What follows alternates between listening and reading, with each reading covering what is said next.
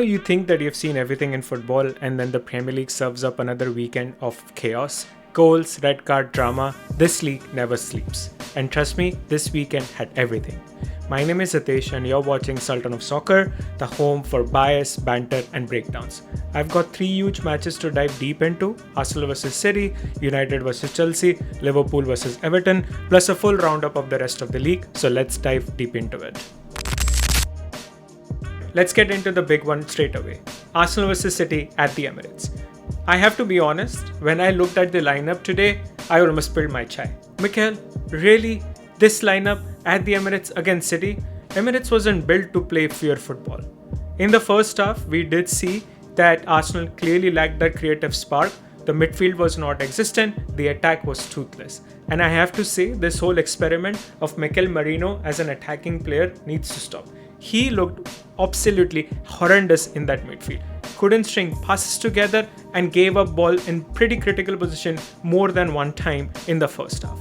We did also see that Noni Madueke was our brightest player, and it's weird to say this, but his purple patch that people have been talking about still does not include any goals or assists. So that's something weird as an Arsenal fan to admit that. But in the second half, I will give Mikel his credit. He brought on Eberechi Eze and Bukayo Saka, and we looked way more dynamic. You could see that there were more vertical passes rather than side by side. The ball progression was faster, and in the first 10 minutes of the second half, we created way more chances than the entire of the first half if you just do the comparison.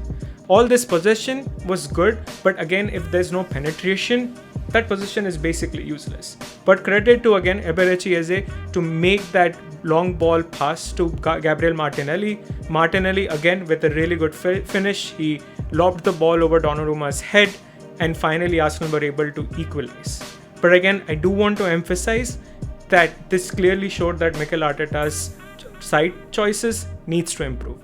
Tactically, again, we need to make sure that our fullbacks are not just sitting back in our own half, but they need to be more aggressive. Midfield cannot be too cautious anymore. Otherwise, why have you spent all that money for Eberechi Eze? He was the natural creative midfielder. If you don't have Martin Odegaard in that squad, then you need to be using Eberechi Eze in that number 10 position. That's his natural possession.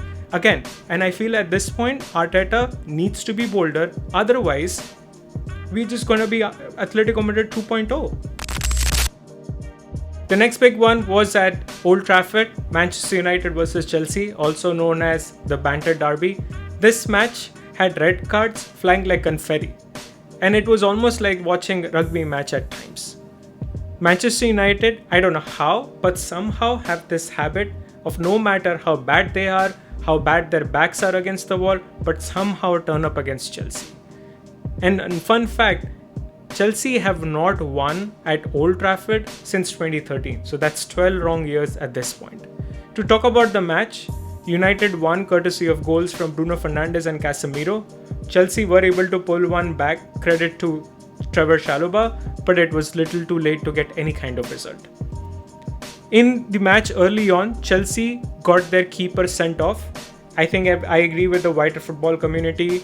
Sanchez should have just taken the goal because him being sent off meant Chelsea's whole game plan was thrown out of the window. Casemiro then got sent off in the first half and United were down to 10 men. United in this game had kind of sort of 2 different game plans. When they were playing with 11 men, they looked way more structured, they were more direct in transitions, and they were looking to exploit Chelsea backline and as well as the wider spaces. United's midfield looked way more physical, they looked more compact, and then when they fell down to 10 men, they started defending in deeper blocks. They defended well and then took advantage of set pieces and counter transitions. Chelsea, on the other hand, had the bulk of the possession, but that possession was practically useless for them. There was really no creativity, and I think Maresca taking off Cole Palmer was one of the biggest blunders he could have done in the match. Because at the end of the day, it was only João Pedro who was left in that squad to create as well as finish those chances. And honestly, João Pedro looked really tired because he has had a lengthy stretch of matches because of Delap's injury. It was classic United in this match. Create chaos early, survive the storm, and then rely on moments. And on the other side, Chelsea did not look like they would be winning match anytime soon. Chelsea for me at this point are like that TikTok video that you watch and watch and watch, but that does not make any sense at the end of the day. For United, they did deserve credit for their grit. Liverpool versus Everton, the Merseyside derby, always interesting, always feisty, and this time it was 2-1 to Liverpool. The home side set the tone with Gravenberch higher up the pitch, Salah drifting inside, and the Liverpool fullbacks were pinning down Everton. The first goal came through Gravenberch's volley that was created by Salah, a clear example of slot ball where midfielders are arriving late rather than sitting deep. Ekitike doubled the advantage, showing the kind of attacking depth Liverpool have even without Wirtz and Isak starting the match. In the second half, Everton regrouped. Gay's goal was well worked. Grealish was pulling the defenders inside. Njai was driving centrally, allowing Gay to arrive unmarked. From there on, there were nerves in Anfield. Liverpool still look a little fragile in terms of defensive transitions. But again, Liverpool are called mentality monsters. They slowed the tempo down, did a few tactical fouls, and then with subs, they saw the match through. Slot ball at this point looks real. Their pressing is high, they're more structured than Klopp's chaos. Gravenberch in this new role is thriving and is adding an extra layer. As for Everton, they did show heart, but they still lack that finishing quality. Liverpool at this point are just not winning, they're evolving. Everton did give them a scare, but this new side Liverpool looks deeper as well as smarter. And as for the Everton fans, I think at this point they think, well, we fought hard, but why do we always spot them 2 goals early on? Well, that might be derby tradition at this point.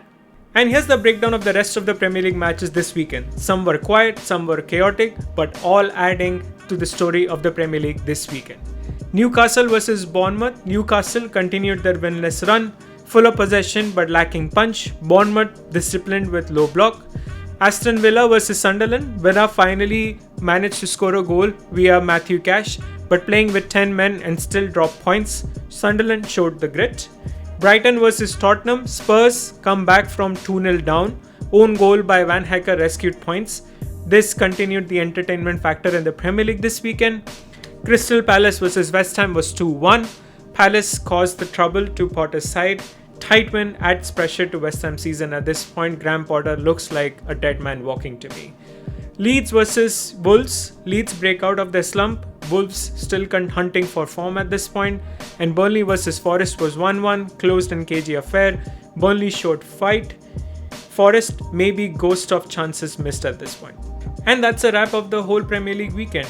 Arsenal hold City to a draw. United survived the chaos. Liverpool edge out a derby. And the rest of the teams delivered drama and points. What stood out to you? What result was most surprising to you? And which team do you think needs the most fixes? Drop your thoughts in the comments below, and if you like this video, please like and subscribe to Sultan of Soccer. My name is Hitesh, you're watching Sultan of Soccer.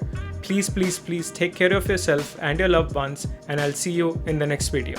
Peace.